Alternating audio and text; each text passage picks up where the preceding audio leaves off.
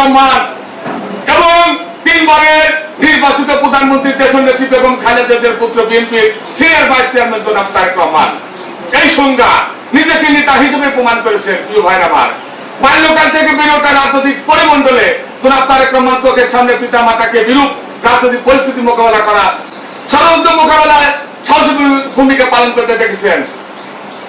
জনগণের ভালোবাসা শিখতে হতে দেখেছেন।